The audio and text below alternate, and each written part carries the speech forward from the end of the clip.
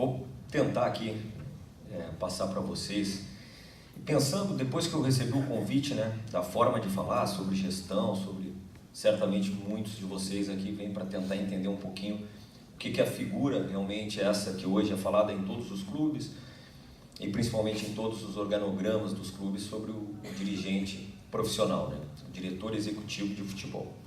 Então, procurei dividir mais ou menos essa fala com vocês em duas etapas. Uma delas é tentando, ao longo de uma linha do tempo, do que foi o que me levou a fazer essa opção como profissão, né?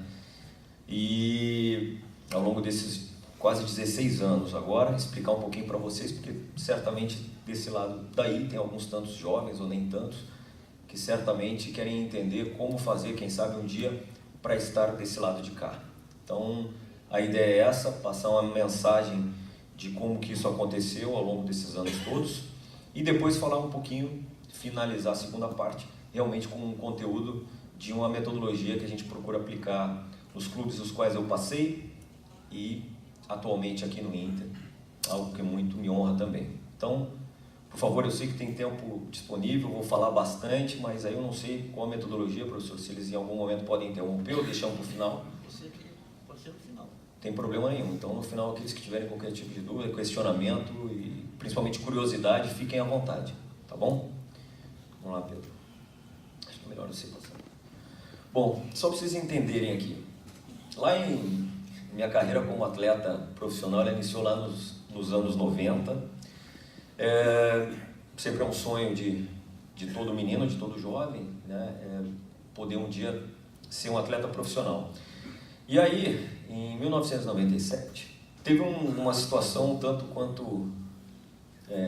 aqui nós vamos falar das diferenças nos quais esses anos todos eles trouxeram. Então, assim, antes de entrar em cada um desses clubes pelos quais eu passei, nos anos 90, fazendo um breve histórico da função, né?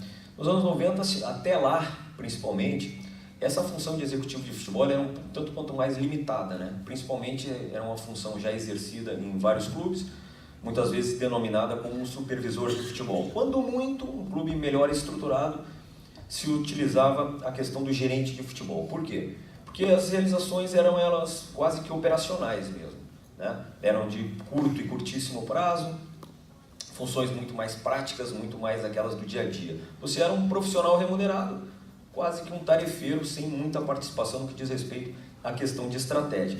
Isso foi, né, com a questão da Lei Pelé, que eu vou explicar um pouco mais à frente, modificando a exigência dos clubes pela complexidade dos processos, né? Então, a exigência dos clubes terem uma estrutura melhor, profissionais mais bem remunerados, aquela situação de que apenas o dirigente estatutário tocava o clube ao final do dia e tal, ela simplesmente foi desaparecendo, porque o clube ele não girava e ele não funcionava só no final da tarde, muito pelo contrário, os processos foram realmente sendo bem mais complexos e exigentes.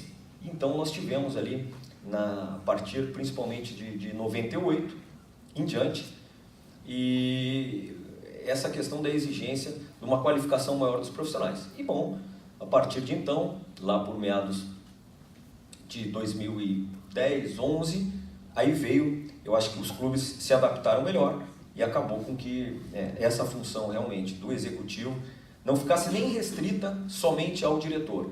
Criou-se outros cargos, como gerente, como supervisor, mas todos eles com uma gama muito grande, principalmente de liderança de processo.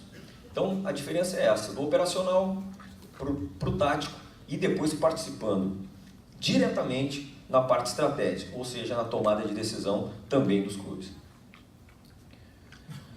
Então, vamos lá. Como eu falei, minha carreira como atleta profissional iniciou em 1990, em 97, pode ir, Pedro, eu tive realmente uma situação curiosa, que eu fiz questão de registrar, que talvez tenha sido aí, aqui no estádio, que me fez, talvez, despertar por que fazer no futuro, né? Porque tem, além do Yarley, não sei se tem outro ex-atleta aqui, pelo menos, mas sabe o quanto a gente está sempre sujeito à lesão, de interrupção, né? E principalmente quando você joga em clubes de menor expressão, como era o meu caso. Mas naquele momento eu vislumbrava talvez que o futebol caminhasse já por uma situação de necessidade de mais cargos dentro da sua estrutura. E foi aí que procurei, né, montar assim na minha cabeça, ainda meio de forma muito amadora, o que viria a fazer na sequência, principalmente por conta de uma lesão importante que acabou interrompendo, pelo menos momentaneamente, a minha carreira. Aí foi que procurei construir como seria essa função realmente de um profissional com dedicação exclusiva para o clube. Com isso, eu fui buscar também, e eu acho que de todos esses pontos, o mais importante, que não bastava ser só um atleta, ou ter sido, ou um dia deixar de ser atleta, né, e me transformar num ex-atleta, fui buscar a formação acadêmica. Também via que a experiência dentro do campo associada à formação, eu acho que ela poderia me trazer, naquele momento, um diferencial a mais. Foi isso que eu busquei, fui fazer minha faculdade de administração, fiz também pós-graduação e MBA, que somada à experiência me daria, talvez, no momento certo, que foi lá, pode passar, em 2003, que foi a minha retirada, acabei migrando já para essa área administrativa onde eu estou até hoje.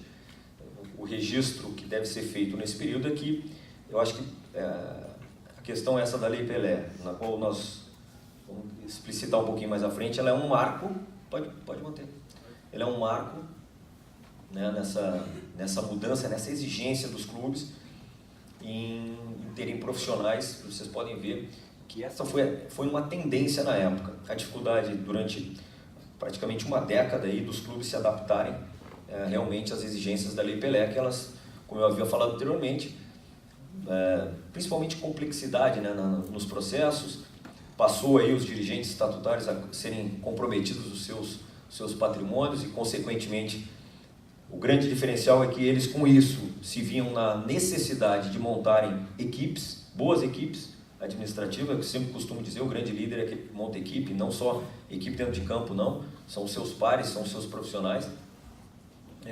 A exigência aumentou o número de profissionais remunerados na estrutura dos clubes. Então, os supervisores, eles atingiram uma situação de exigência de qualificação. Ele não ficou só restrito em organizar viagem, em organizar treino, não, ele passou também a participar das decisões, ainda sem uma alçada que isso, por meados de 2010, 11 veio a ser conquistada, mas já com algum tipo de hierarquia sobre os demais comandados. Então, a tendência, a partir da Lei Pelé, da exigência, principalmente por um fato que vale o registro. Como todos os senhores sabem, até essa época, né, o atleta profissional, melhor dizendo, ele não necessariamente tinha vínculo quando não tinha contrato. Então, com a Lei Pelé, o que se modificou, na minha visão, basicamente? Hoje, o que o clube tem, entre tantos dos seus patrimônios, um deles são os atletas sob contrato. Então, o gerenciamento dos contratos, ele requer qualificação, ele requer conhecimento e ele requer profissionalismo. Então, para mim, isso aí foi um marco naquilo que antigamente não era problema para nenhum clube, né? Mesmo tendo ou não tendo contrato, o atleta estava sempre sob vínculo e sob o patrimônio do clube.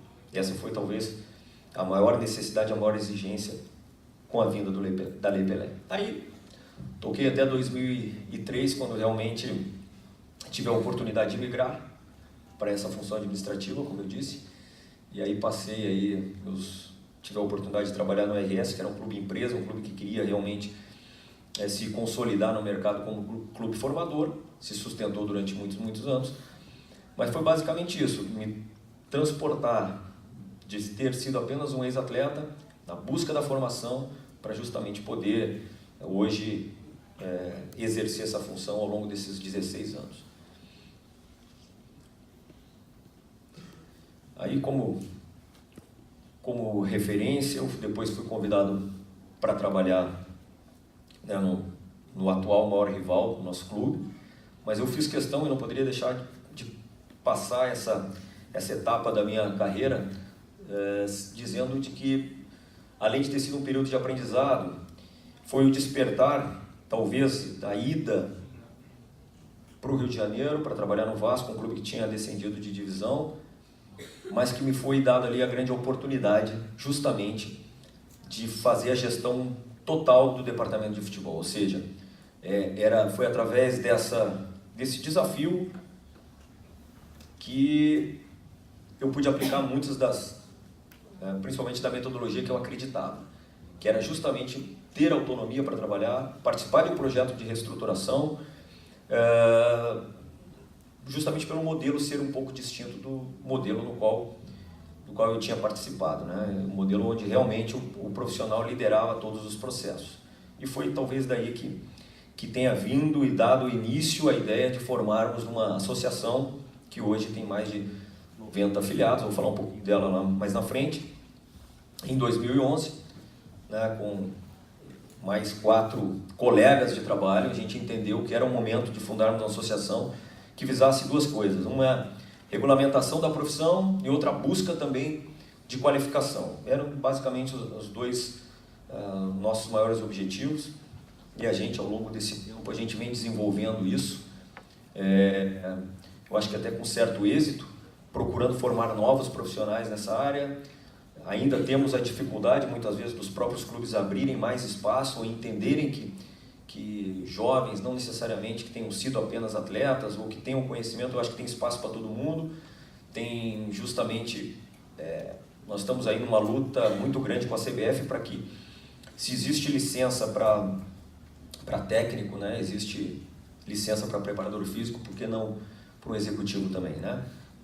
Dessa forma, certamente os clubes vão ao mercado para buscarem talvez os melhores profissionais ou aqueles mais qualificados. Da forma como é hoje, é uma dificuldade de entrada no mercado muito grande e certamente nós, às vezes, desperdiçamos aí profissionais que tenham futuro. Então, a ideia nossa, eu vou explicar um pouquinho, é basicamente essa, mas uma formação sugerida aí para aqueles que realmente, quem sabe, queiram participar dos eventos, basicamente essas aí, como ensino completo. Ainda a gente não tem um curso aprovado pela CBF, mas vou falar depois que esse é o caminho. Vamos em frente. Aí são alguns princípios básicos lá do que norteiam. Lembrem, eu não estou aqui falando da Bex com toda a certeza do mundo, mas para quem um dia quer seguir talvez essa carreira, que pelo menos tenha um balizador, já que nós não temos. Infelizmente, nós não temos hoje os formadores, talvez, de novos profissionais nessa função que eu exerço. Então, apenas para dar uma ideia de alguns princípios e principalmente que já estão lá, inclusive no estatuto dessa associação que tem já 8 anos. E aí, em 2012, talvez tenha sido o projeto no qual eu tive a oportunidade de trabalhar com maior capacidade de investimento, porque também é uma experiência única, né? Porque foi um clube que tinha uma cogestão, não dá para chamar de parceiro, algo que se assemelha com as suas diferenças, obviamente, com que hoje o Palmeiras trabalha. Então, é muito difícil você competir com uma capacidade de investimento como essa, tanto que esse Fluminense aí foi campeão brasileiro entre 2010 e 2012 2 vezes, em 3 anos, né? E em 2011 foi 4º lugar, terceiro lugar. Ou seja, mesmo não tendo uma infraestrutura como longe, melhor dizendo, do que nós temos hoje no nosso clube. E aí, em 2014, retornei ao Vasco com um projeto muito emergencial. O Vasco tinha caído em 2013, e aí me foi feito o convite novamente pelo presidente. Acabei aceitando esse desafio por 1 ano apenas, coisa que eu não concordo, que eu não gosto de fazer, que são trabalhos de curtíssimo prazo, mas naquele momento eu me sentia, depois do convite, depois de tanto tempo trabalhando no clube, na reestruturação, de pelo menos auxiliá-los nesse segundo retorno para a Série A, né? O primeiro tinha sido em 2009. Aí, 2015, que foi o meu trabalho que antecedeu a minha vinda ao Internacional, que serve, eu acho, hoje de modelo, se não difícil falar em continuidade lá, mas pelo menos em recuperação de um clube, de reestruturação, recuperação de credibilidade. E sem dúvida nenhuma o Flamengo é um case, porque ele realmente sempre foi um gigante, mas assim adormecido, e passou por problemas durante mais de século. Mas aí eu procurei qualificar isso como realmente a participação dessa reestruturação, ela é algo que muito me honra realmente eu acho que agora é uma questão, obviamente, de outra gestão, mas eu acho que o Flamengo deu passos enormes aí para o futuro, se consolidar como um dos gigantes do nosso futebol. Em 2017, só para a gente estar chegando no final dessa primeira parte, eu fiz questão de fazer esse registro porque, depois o Pedro pode abrir aí a tela, que esse licenciamento dos clubes, eles caminham, é uma outra conquista a mais dos profissionais, porque hoje a exigência para que os clubes estejam licenciados, sejam eles no âmbito profissional ou até nas categorias de base, eles têm um caderno inteiro de exigências, mas uma delas que chama a atenção é justamente para que sejam identificados na sua estrutura quais os profissionais que ali estão e qual a formação deles. Algo inimaginável, há uma década, 2 atrás, de que os clubes seriam talvez exigidos nesse quesito, né? Então já é um avanço absurdo, aí são tantas as questões as quais nós, a cada ano nós temos que atualizar, isso não é ad eterno, nós temos que todo ano atualizar justamente para enviar, e a CBF, pelo menos nos seus registros, acaba dando a condição do licenciamento dos clubes, de um clube formador e etc. Então, você tem que estar invariavelmente atualizando eles desse tipo. E uma lá na frente a gente vai citar onde que se encontra a figura do executivo, seja ele, lembrem, sempre que eu falar de executivo, ele pode, dependendo da estrutura do clube, ser definido como ou diretor, ou gerente, ou mesmo um supervisor. Clubes de maior investimento, obviamente, que tem esses profissionais, todos esses cargos na sua estrutura. Bom, e por fim, e dando início, por que eu praticamente repeti a questão do Flamengo? Porque a chegada é dada continuidade. Esse trabalho de reestruturação e recuperação da credibilidade, eu fui convidado para fazer parte de um processo que o clube já vinha resgatando, de dificuldade, principalmente na questão de infraestrutura financeira e também de credibilidade. Processo esse iniciado, né, por essa atual gestão, e por terem como princípio essa recuperação, é que no momento do convite não pensei 2 vezes para estar aqui hoje e fazer parte aí, de uma forma ou de outra, tentar colaborar para que algumas experiências as quais eu passei muito recentemente possam ser aplicadas aqui no Internacional hoje. E acho que ao longo desse 1 ano que estou tentando colaborar com a diretoria, a gente vem conseguindo convergir para essas mesmas ideias, para os mesmos conceitos, para os mesmos princípios. Bom, eu procurei, dentro do nosso tempo, eleger 10 tópicos, 10 pontos que eu considero assim interessantes passar para vocês, tá? É difícil a gente falar em metodologia própria, é difícil falar em metodologia que seja aplicada, que tenha sido comprovada, né? Ainda mais numa função, ou melhor, hoje ela é uma profissão, mas numa função exercida até pouco tempo, sem muito pré-requisito no que diz a formação, no que diz até em conceitos.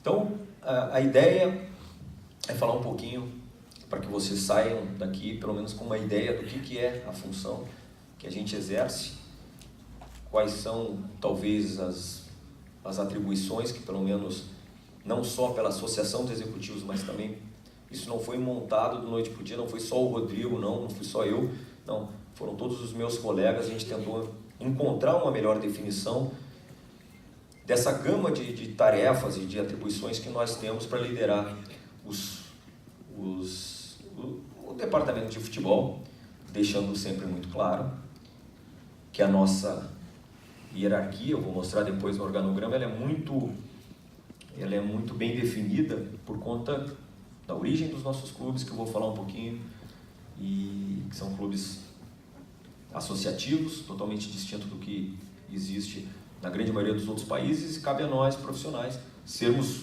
uma ferramenta a mais, e talvez a melhor ferramenta para a melhor tomada de decisão daqueles que realmente são ou estão donos do clube por um período, os quais foram eleitos. Então, assim, numa questão de definição, né, você está liderando pessoas, basicamente, né? É sempre unidade de ação com a equipe técnica e também com os demais profissionais do departamento de futebol.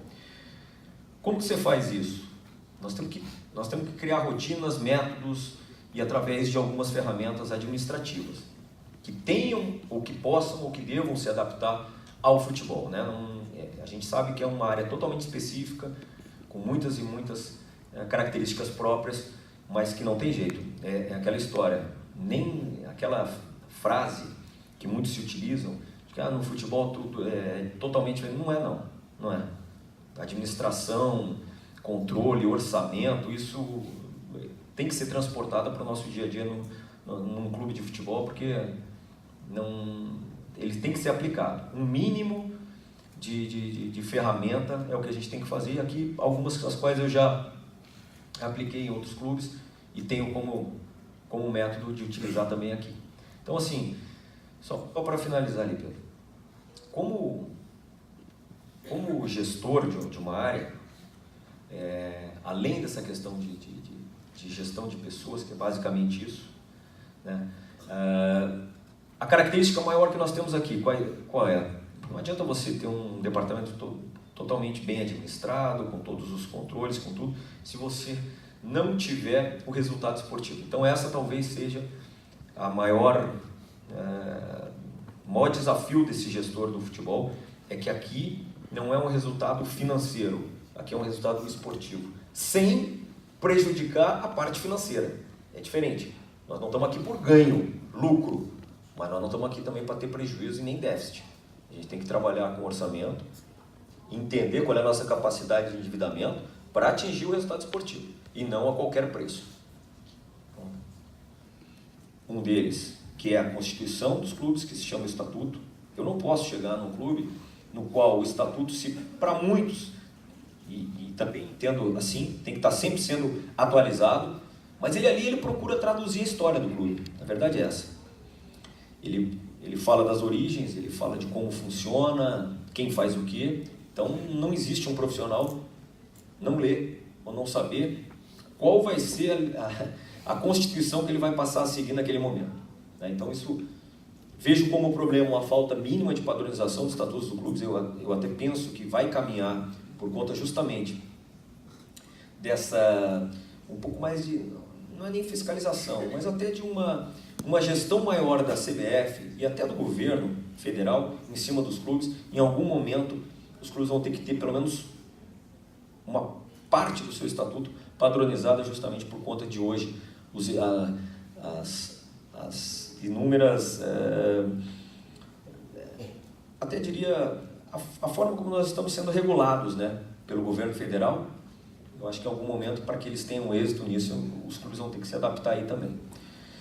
E a outra é se o clube tem, a grande maioria tem, planejamento estratégico do clube, né? Esse profissional, por obrigatoriedade, também tem que participar daquilo que está acontecendo no clube como um todo, e entender essa filosofia, entender essa política, para depois trazer para a sua alçada, que é o departamento de futebol que nós vamos falar a seguir. Então, eu procurei destacar esses dois documentos como sendo realmente fundamentais para um profissional que minimamente quer ter sucesso dentro do clube. No planejamento como um todo aí é ilustrativo, tá, gente? Na verdade, essa questão toda de análise do departamento de futebol, análise estratégica e a formulação de estratégia, ela já vai ao encontro de como um profissional vai ter que formular suas ideias para apresentar um plano de ação para a diretoria estatutária, para posteriormente aprovar e isso dar seguimento. A questão de análise, de decisão, de execução, isso aí nada mais é do que uma ferramenta de controle utilizada aí na administração. Isso é o princípio do óbvio, mas é com o objetivo de deixar claro para você que isso aí tem que ser constante. Tá? Não é você faz lá no início do ano e depois vai ver como é que está acontecendo no final do ano, não. Então, por isso que a gente procura fazer as nossas reuniões ordinárias de cobrança de resultados e de dados, justamente para retroalimentar essa nossa ferramenta.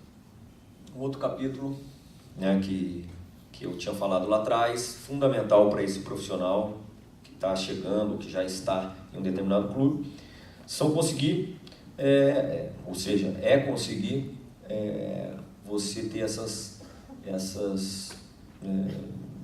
características, principalmente, e aplicá-las. Nós aqui, para mim, eu sempre digo também que é outra coisa que eu defendo muito, que uma comunicação, ela é bem próxima da chave do sucesso e do insucesso. Se comunica mal, os departamentos e até para fora, a probabilidade de você sofrer críticas, você não conseguir passar a sua mensagem, ela é gigante. Consequentemente, como a gente diz no futebol, só aumenta a pressão. Então tem que cuidar muito a forma de se comunicar, interna e externamente.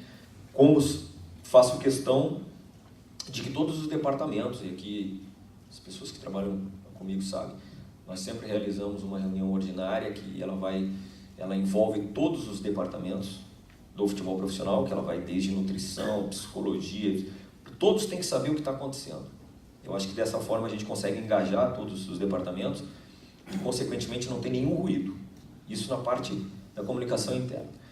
Então, assim, os processos eles têm que ser cada vez mais claros, limpos, ágeis, para que também se tenha sucesso. Isso vai desde um fluxograma de documentos, entendeu? Que um clube, em alguns casos, se assemelha muito ao poder público, e aí nós estamos falando da burocracia. Então, quanto mais nós agilizarmos, a probabilidade de sucesso aumenta.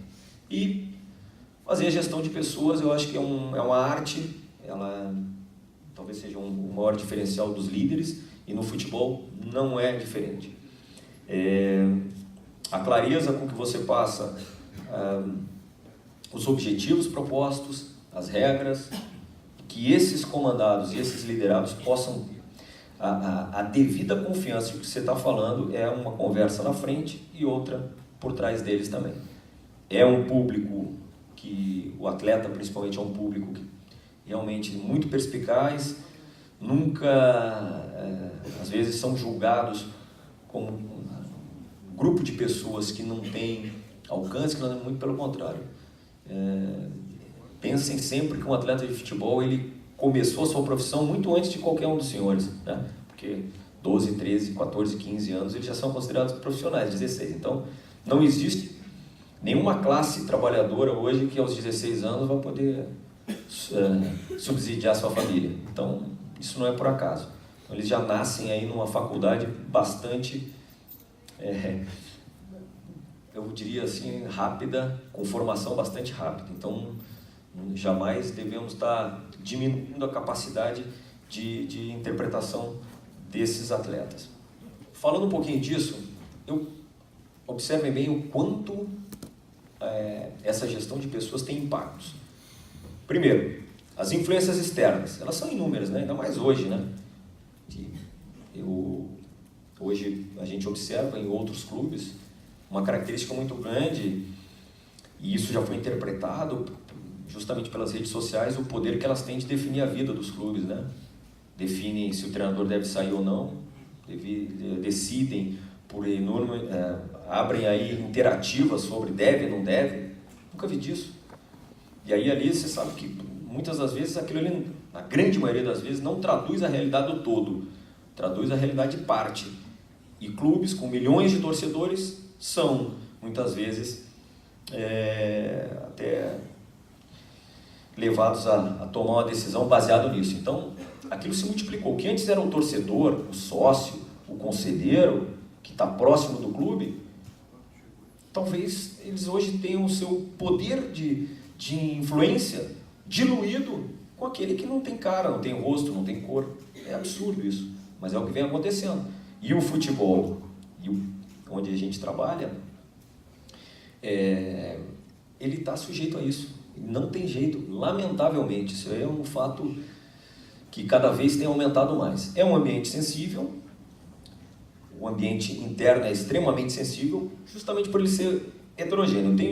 Eu trabalho com pessoas de cultura, renda diferente, de formação diferente, de interesses diferentes. E movido ou o atleta em si, ou aqueles que estão nesse ambiente, querendo ou não, tem a sua parcela de vaidade, porque justamente mexe com mídia, mexe com exposição. Então, assim, vocês imaginem por um gestor que pode abrir o organograma, por favor, que tem aí um sem número de pessoas, e isso não está incluído os atletas, tá? São somente os cargos e funções. A gente usou hoje o exemplo, até para que seja bem prático e também bem presente, o que é utilizado hoje aqui no Inter. Então vocês imaginem que somado a isso ainda estão os atletas, um tanto de pessoas, cargos distintos, formação distinta e remuneração distinta também, você acaba liderando. E a forma da linguagem, a forma como você se coloca para eles, manter um ambiente ainda, todas essas diversidades, ainda ele saudável, que todos queiram a mesma coisa, desejem a mesma coisa, é um desafio gigantesco. E a gente tem que tratar isso como realmente algo extremamente relevante. Isso é só exemplificado mesmo, para que vocês tenham uma ideia. Nós temos todos os departamentos, vocês vão ver que nós temos além, como eu falei lá no início, né, do executivo, isso aí é só tem a parte da base lá, ok, mas para vocês terem uma ideia como tudo isso está interligado e como o Inter hoje dispõe de um grande número de profissionais, justamente porque o futebol hoje é ciência e é exigência também. Então, é importante que os senhores saibam que não é uma estrutura simples, ela é complexa e requer realmente muito cuidado na gestão de todos esses cargos e pessoas. A avaliação ela é semanal, às vezes ela é diária, mas por que semanal? Porque imaginemos nós, no nosso país, que em uma semana se joga 3 vezes, né? 3 vezes você pode sair do céu para o inferno, do inferno para o céu. Então, diferentemente, como você pode planejar tudo, mas em uma semana o caos pode estar instaurado, então você está aí a candidato a título. O juiz é público, ele é de quem não tem conhecimento do que você está fazendo, normalmente não. Já falei sobre hoje a interferência, ela é interferência mesmo das mídias sociais, altamente danosa para tomada de decisão. Então, assim, todo mundo entende. Quem é que não entende no nosso país de futebol e dá opinião e dá solução, né, para tudo. Já falei a respeito, nessa área, nesse mercado no qual eu trabalho. Os trabalhadores são jovens, com a vinda da Lei Pelé, com o contrato aos 16 anos de idade, que para muitos, né, muitos de nós, hoje, qualquer cidadão comum aos 16 anos, ele está pensando o que ele vai fazer da vida, né, que vai ter que entrar numa faculdade, 4, 5 anos. E hoje, se antigamente o atleta diferenciado tem que fazer o contrato aos 16, não, hoje o clube faz com quase todos para tentar diminuir a margem de erro, né? Então, aos 16 anos, aí o cara faz o contrato, e normalmente pela questão sociocultural e econômica do nosso país, ele com esse contrato, mesmo que não sejam valores expressivos, como os muitos outros, mas já são, pela classe social que ele advém, certamente ele, ali naquele momento ele já é arrimo de família. Ele já vai sustentar uns 2, 3, isso na grande maioria. Então, esse é o tipo de trabalhador com o qual a gente convive. Principalmente o pessoal da base sabe o que eu estou falando, né? Porque aí vem pai, vem advogado, vem motorista, é uma empresa. O cara aos 16 anos já monta a empresa dele, na grande maioria das vezes. E um defeito e um problema são que as metas não são claras. Eu estava ouvindo um programa esses dias e é isso. Então, a grande maioria das vezes vão contratar um treinador e você quer que o cara assuma, mas você não diz para ele o que tu espera dele, se o teu clube que ele está sendo contratado vai ter um modelo de jogo, que o modelo de jogo do clube dele é de uma equipe aguerrida, que é uma equipe ofensiva. Bom, naquele ano, olha, nós não temos os maiores investimentos, então a gente quer pelo menos chegar no meio da... Ninguém fala. E isso eu estou falando para quem está chegando. E dentro também não. A verdade é essa, o atleta chega, na grande maioria dos casos, ele vai lá, assina um contrato e a partir dali colocam ele num pedestal no qual ele não pode ser cobrado, não pode ser exigido. Se porventura tiver que fazer algum tipo de cobrança, mas Se puder desviar, desvia. Então as regras normalmente nesse ambiente não são claras. Eu estou dizendo os problemas, não estou dizendo que isso aconteça em todos, eu estou dizendo que a grande maioria são características dos nossos clubes. Para vocês terem um entendimento que existem muitas peculiaridades nesse ambiente. Ali de perspectiva futura e características, hoje a tendência qual que é? Cada vez mais a precocidade, né? Hoje os nossos atletas, uma coisa que a gente debate muito assim, o mercado ele paga pela perspectiva, ele não paga, o mercado, estou falando do mercado europeu, de transações e tal, ele não paga por aquele jogador já afirmado, que ele vai saber o que ele vai entregar, isso aí ele até paga, mas paga pouco.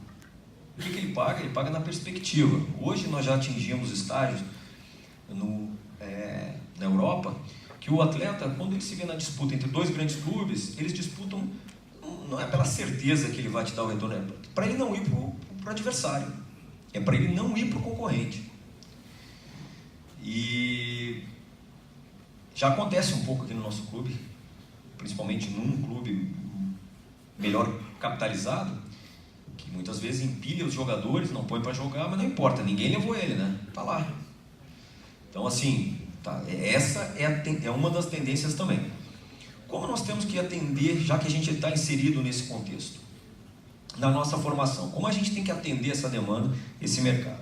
A nossa, estou falando sempre aqui, entendam, tá? Quando eu falar a nossa é a visão do Inter, quando eu falar a minha, por favor, estou falando na física, tá? Até porque eu fui convidado para falar muito mais na física do que na jurídica, né?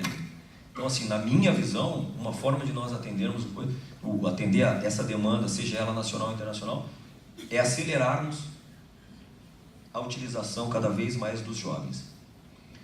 De que forma você faz isso? De que forma que você não traz prejuízo na formação? Na minha visão, é quando você identifica os extra-classes, você fazer um aporte de todos os teus saberes, e por isso mesmo vocês vão depois ter a palestra da GoPes, é um dos temas os quais eles aplicam muito, é a identificação dos talentos. Você identificou o talento, não adianta, o diferente tem que ser tratado diferente. É isso que um clube como o Internacional quer, ter 5, 6 jogadores formados na base de altíssimo nível, bem como aquele clube que vai comprar do Internacional lá na frente. Então é uma forma de você trabalhar cada vez mais, mas sem o prejuízo que muita gente, não, tem que cuidar da transição, tem que cuidar da transição, tem que cuidar da transição para jogador ruim. Para jogador bom, você tem que aportar nele todas as condições que o clube dispõe, todas as ferramentas, todos os profissionais, para justamente acelerar essa transição, e não o contrário. Então essa é uma visão pessoal, que fique claro. Através do quê? Através do quê? Quem, como... respondendo essa pergunta, é justamente fazendo trabalhos individualizados, jogadores cada vez mais jovens, tende a aumentar na equipe profissional essa utilização, e consequentemente, se você está disputando as maiores competições, os maiores campeonatos, esse jogador também, mais jovem, ele vai ter mais preço. E nós sabemos como é a nossa realidade nos clubes do Brasil, com algumas exceções, a necessidade que temos, né, de realmente os meninos, os jovens, darem o retorno técnico e depois o financeiro.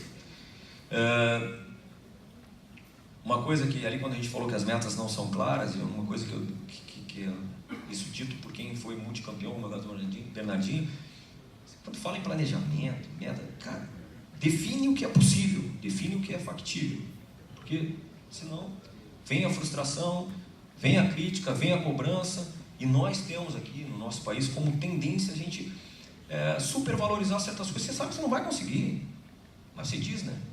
Amanhã depois eles botam o play lá de trás e reproduzem aquilo que você disse. Então, isso aí também é como característica, a visão pessoal, tá?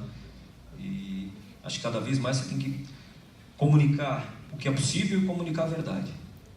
Do outro lado, você não tem que enganar ninguém, você não tem que enganar o torcedor, você não tem que vender ilusão para ele. Pode ter certeza que se você fizer isso, lá na frente, o resultado é muito pior. E aí, finalizando, na 9 e na 10, eu penso que nós vamos ter, apesar de toda essa interferência externa, a gente, como questão de sucesso, tá? E de possibilidade de resultados importantes, nós vamos ter que ter gestão mais contínua, discutindo mais a estratégia e não a operação, como se é hoje, ganhou, não ganhou, a bola entrou, não entrou. Poxa, se quisermos ter um mínimo de condição de trabalho. Acho que os executivos e profissionais vão ter que ser mais qualificados e com mais autonomia. Por conta dos negócios estarem cada vez mais complexos, eu não posso, como executivo de futebol, só entender, vamos lá, do sistema tático. Não. Eu tenho que ter a capacidade de me relacionar com o mercado. Eu vou representar o clube em uma série de outras discussões e outras áreas nas quais eu tenho que estar preparado para representar. Não, é inadmissível as atribuições serem restritas a um planejamento meramente operacional. Não, tem que estar no estratégico também. Tecnologia cada vez mais avançada, com informações mais instantâneas. Penso que temos que desburocratizar cada vez mais os clubes. Se nós quisermos, por conta dessa velocidade da informação, da tomada de decisão, temos que desburocratizar. E identificar situações limites é identificar os riscos, né? Identificar até onde a gente pode ir e qual o limite disso. Bom, eu fiz uma ilustração aí para que vocês entendam. Eu tinha falado lá da Bex, eu tinha falado e fiz ali as perspectivas futuras da profissão. Nós temos, como executivo, para vocês verem como isso é levado a sério. Eu falei lá atrás sobre a licença, né, que hoje ainda de algum sucesso quando passar para um clube, é ter atingido algumas das metas que foram traçadas, ter um elenco sempre equilibrado entre o preço e o que entrega de resultado esportivo. Tenho que ter o conhecimento, como eu disse, do perfil do atleta desejado por cada um dos clubes, conhecer a sua história, ter conseguido cumprir todas as obrigações e compromissos com o grupo de atletas e estabelecer regras claras e bem objetivas. Se a gente pregar isso aí, pelo menos consegue-se ter um ambiente favorável, como eu disse lá atrás.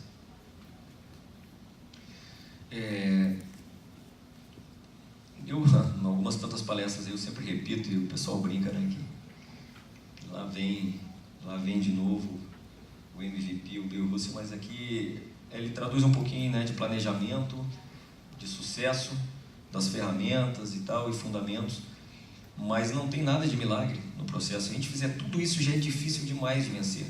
O acaso, sem ter processo, não vai a lugar nenhum. Por isso que ele termina dizendo que se nós tivermos processos amadores, vamos ficar só aspirando, contando com a sorte, contando que dê tudo certo, que tudo conspire a favor. Mas nós, profissionais, nós temos a obrigação de, pelo menos, trilhar o caminho certo, o caminho do método, o caminho dos princípios. E é para isso aí que a gente procura dividir um pouquinho de conhecimento com vocês e deixar algum legado, quem sabe, no futuro no clube. Tá bom, gente? Professor, acho que é isso. Obrigado. Se for vamos lá, do modelo aí da palestra abrir para perguntas, fiquem à vontade.